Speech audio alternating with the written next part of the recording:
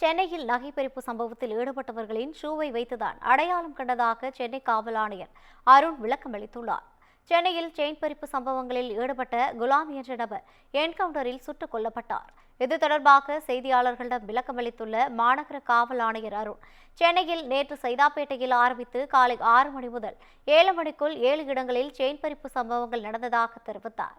தாம்பரத்தில் இதேபோன்று நகைப்பறிப்பு சம்பவங்கள் நடந்ததால் உடனடியாக காவல்துறை துரிதமாக செயல்பட்டு குற்றவாளிகளை பிடிக்க முடிந்ததாக கூறினார்.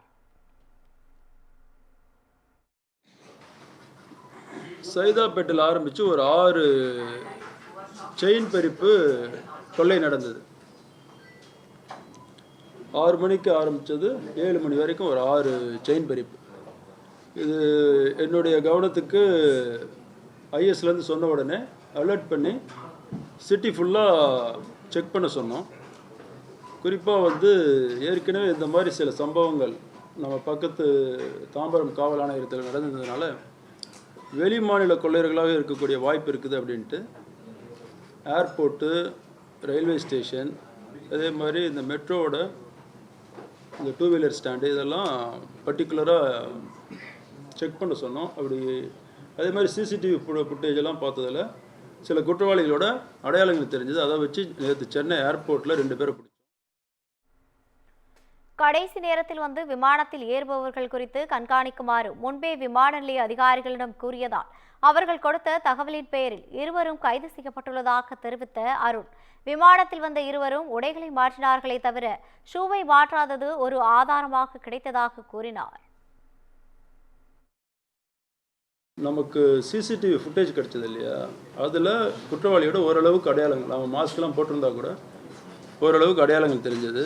அதை வச்சு ஏர்போர்ட்டில் இருக்கக்கூடிய, அதுக்கு தான் ஏர்போர்ட் இன்ஸ்பெக்டர் வர சொல்லியிருந்தேன், ஏர்போர்ட்டில் இருக்கக்கூடிய நம்ம அதிகாரிகளுக்கு கொடுத்து இந்த மாதிரி சந்தேக நபர்கள் யாராவது கடைசி நிமிஷத்தில் டிக்கெட் எடுத்து எங்கேயாவது போக ட்ரை பண்ணுறாங்களா அப்படின்ட்டு எல்லா ஏர்லைன்ஸுக்கும் சொல்லியிருந்தோம். அதில் அவங்களுக்கு கொடுத்த ஒரு தகவல் படி நம்ம டீமுக்கு வந்தோடனே அவங்க போய் செக் பண்ணுறாங்க. ஸோ ஏர்போர்ட்டு போய் ஹைதராபாத் போகக்கூடிய ஒரு ஃப்ளைட்டில் உள்ளார இருந்தோம் அந்த அக்யூஸ்ட். ஹைதராபாத் செல்ல இருந்த விமானத்தில் அமர்ந்திருந்த செயின் பறிப்பு கொள்ளையர்கள் மும்பையை தலைமையிடமாக கொண்டு செயல்பட்டு வந்ததாக குறிப்பிட்டார். ஈரானிய கொள்ளையர்கள்னு சொல்லக்கூடிய மும்பை பேஸ்டு, மும்பைனா மும்பை, அது பக்கத்தில் வெஸ்ட் தானே, இந்த பக்கம் பிதர்னு சொல்லிட்டு கர்நாடகா மாவட்டம், இந்த மாதிரி ஈரானிய கொள்ளையர்கள் நிறைய இடங்கள்ல இருக்கிறாங்க. அவங்களோட மெயின் செட்டில்மெண்ட்டு மும்பை. இவங்க அதை சேர்ந்தவங்க தான். அவர்கள் மீது மும்பையில் 50க்கும் மேற்பட்ட வழக்குகள் நிலுவையில் உள்ளதாக தெரிவித்த அவர், கொள்ளையர்களின் ஒரு நபர் முந்தைய நாள் அனைத்து ஏற்பாடுகளையும் செய்தபின் மற்ற இருவரும் அடுத்த நாள் கைவரிசை காட்டியதாக கூறினார். மும்பை போலீஸ்லாம் கேட்டதில் இந்த கேங் பெரிய கேங்கு, 50க்கு மேற்பட்ட குற்ற வழக்குகள் இந்த குற்றவாளி மேலே இருக்குதுன்ட்டு அங்கே இருக்கக்கூடிய பாப்புலரான நியூஸ் பேப்பர்லாம் வந்திருக்குது. இல்லை, இது வரைக்கும் நம்ம பிடிச்ச அந்த 3 குற்றவாளிகளும் கிடைச்ச தகவல் படி பார்த்தா லோக்கல் சப்போர்ட்டில் ஒருத்தர் அட்வான்ஸாக சில ஏற்பாடுகளை இங்கே செய்கிறான். கொள்ளைக்கு பயன்படுத்திய வாகனத்தை பறிமுதல் செய்ய கொள்ளையனை அழைத்து சென்றபோது வாகனத்தில் இருந்த துப்பாக்கியை கொண்டு தாக்குதல் நடத்த முயன்றதால் என்கவுண்டர் நடந்ததாக குறிப்பிட்டுள்ளார். என்கவுண்டர் அது ஒரு குற்றவாளி நைட் அவங்க அந்த குற்றச்செயலில் ஈடுபட்ட பைக்கு எடுக்கிறதுக்கு நம்ம டீம் கொண்டு போகும்போது அதில் அவன் போலீஸை தாக்கி தப்பிக்க பார்த்துருக்குறான். அந்த டைம் நடந்தது. அந்த பிஸ்டல் அவனோட வண்டியில் வச்சுருந்தான், அந்த 2 வீலரில்.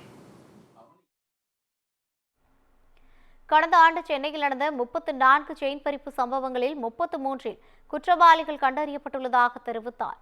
தொடர்ந்து பேசிய அவர், சென்னையில் கொள்ளையன் சாலையில் இருசக்கர வாகனம் ஓட்டிய வேகத்தை பார்க்கும்போது இதற்கு முன்பே வந்தது போல்தான் உள்ளது என குறிப்பிட்டுள்ளார். பார்க்கும்போது அவங்க சென்னையில் அவங்க ரொம்ப அதில் ஒருத்தன் ரொம்ப ஃபெமிலியராக அந்த ரோட்ஸ் எல்லாம் போகிறத பார்க்கும்போது ஏற்கனவே வந்திருக்கிறதுக்கு வாய்ப்பு இருக்குது. விசாரணையில் தெரியும். சென்னையில் அவங்க ரொம்ப அதில் ஒருத்தன் ரொம்ப ஃபெமிலியராக அந்த ரோட்ஸ் எல்லாம் போகிறத பார்க்கும்போது ஏற்கனவே வந்திருக்கிறதுக்கு வாய்ப்பு இருக்குது. விசாரணையில் தெரியும். கைது செய்யப்பட்டவர்களிடமிருந்து அனைத்து நகைகளையும் மீட்டுள்ளதாக காவல் ஆணையர் அருண் தெரிவித்துள்ளார்.